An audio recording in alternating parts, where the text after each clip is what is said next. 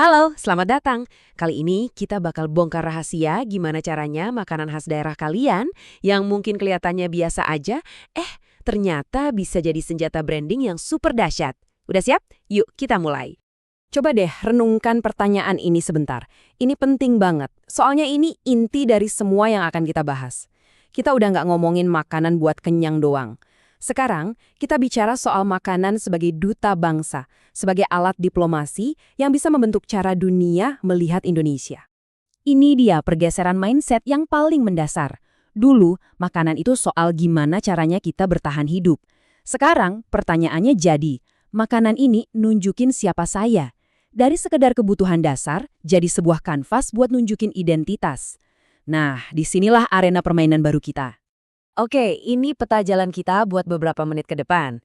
Kita mulai dari gambaran besarnya, terus masuk ke fondasi strateginya, kita lihat siapa aja yang harus terlibat, resep praktisnya gimana, dan terakhir, cara ngukur keberhasilannya. Ini blueprint yang jelas banget buat kita langsung gerak. Oke, bagian pertama, dari perut ke panggung dunia. Kenapa ini penting banget? Karena di setiap piring makanan khas daerah ada potensi ekonomi miliaran rupiah dan juga kekuatan diplomasi budaya yang siap kita ekspor ke seluruh dunia. Nah, coba lihat perbandingan yang menarik ini. Made in Italy itu kan bukan cuma soal pasta, tapi jaminan kualitas. UK Tea Time itu bukan sekadar minum teh, tapi ritual budaya yang mereka jual. Pertanyaannya sekarang, narasi besar apa di balik wonderful culinary Indonesia?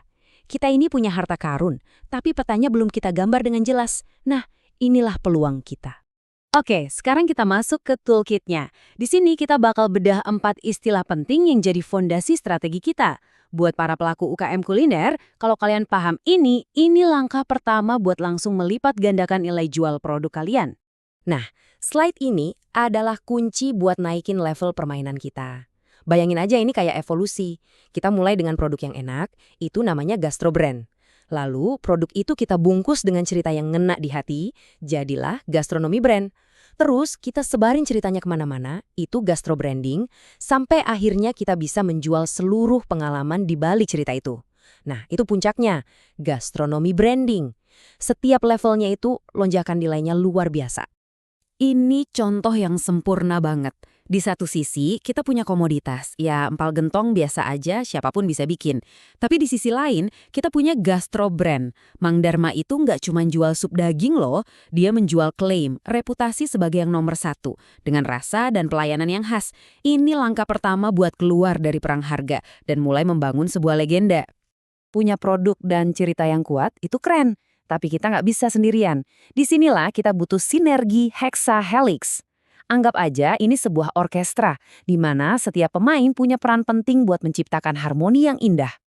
Nah, ini dia tim impiannya. Akademisi ngasih data kenapa makanan ini istimewa. Bisnis ngubahnya jadi produk yang laku dijual. Pemerintah ngebuka jalan dengan kebijakannya. Komunitas jadi penjaga keasliannya. Media itu toanya. Dan pasar ya jadi juri terakhirnya. Coba bayangin kalau satu aja nggak ada, pemerintah nggak dukung, atau komunitas nggak dilibatin. Wah, mesinnya nggak bakal jalan. Oke, ini PR buat kalian. Pakai slide ini sebagai cermin. Coba jawab jujur bareng tim kalian. Kekuatan kita di mana sih? Dan yang lebih penting lagi, lubang mana yang harus segera ditambal. Nah, dari sinilah sebuah rencana aksi yang konkret bisa dimulai. Sekarang kita masuk ke bagian di mana strategi jadi kenyataan. Kita akan bahas langkah-langkah yang bisa langsung kalian ambil mulai hari ini untuk mengubah wacana jadi aksi nyata. Ini dia resep praktisnya, 5 langkah dari ide ke pasar. Semuanya dimulai dari yang paling krusial. Jangan coba promosikan semuanya, pilih 1 atau 2 produk jagoan. Fokus. Baru setelah pahlawannya kita pilih, kita kasih dia cerita. Bangun tim pendukungnya, luncurkan kampanyenya, dan terakhir masukkan ke dalam paket wisata yang menarik. Coba lihat perbandingan ini. Rendang dan nasi goreng sama-sama ikon nasional, tapi mereka nggak pernah saingan. Kenapa? Karena positioning mereka cerdas banget dan beda. Rendang itu diposisikan sebagai mahakarya yang kompleks, targetnya para penikmat kuliner serius. Sementara nasi goreng, itu comfort food buat semua orang, kapan aja. Keduanya sama-sama kuat karena punya identitas yang jelas dan nggak saling sikut. Kita harus sadar, medan perangnya sekarang ada di genggaman tangan kita semua.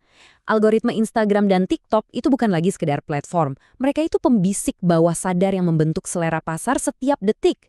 Kalau cerita kuliner kita nggak ada di sana, ya secara efektif kita nggak ada di peta persaingan. Nah, ini dia dilema utamanya. Gimana caranya kita bikin resep yang rasanya konsisten dan bisa dibuat di London atau New York, tapi tanpa kehilangan roh aslinya. Ini bukan cuma soal teknis, ini soal menjaga warisan budaya di tengah tuntutan pasar global. Kuncinya seringkali ada di standarisasi proses dan bahan kunci, bukan cuma niru rasa akhirnya doang. Oke, bagian terakhir. Mari kita bicara soal hasil dan visi jangka panjang. Gimana kita tahu kalau semua strategi ini berhasil, dan gimana caranya kita benar-benar bawa identitas kuliner kita ke panggung dunia? Ini dia metrik yang jelas dan terukur. Tujuan akhirnya bukan cuma bikin orang tahu, tapi bikin mereka datang. Ya, meningkatkan jumlah turis yang datang ke daerah kita, khusus buat nyicipin makanannya. Target naik 25% dalam 2 tahun, itu ambisius, tapi sangat mungkin dicapai kalau semua elemen bergerak bareng. Diaspora kita itu duta besar terbaik. Mereka punya semangat dan cerita. Tapi bayangin deh, seorang turis nyobain rendang di Amsterdam yang rasanya jauh dari aslinya. Itu bukan promosi, itu malah ngerusak citra. Makanya, standarisasi bumbu atau resep inti itu krusial banget buat dibawa ke luar negeri. Ini soal menjaga reputasi kita di setiap piring. Waspada sama apropriasi budaya itu penting, tapi ini bukan cuma soal bertahan, ini soal memimpin narasi. Kitalah yang harus proaktif menceritakan filosofi, sejarah, dan makna di balik masakan kita. Kalau dunia tahu cerita aslinya dari kita, maka kita yang akan jadi rujukan utama, bukan para peniru. Tabel terakhir ini merangkum semuanya dengan sempurna. Branding produk biasa itu fokus ke fitur, tapi branding gastronomi itu menjual sebuah dunia, cerita, pengalaman, dan budaya. Asetnya bukan cuma produknya, tapi seluruh ekosistem.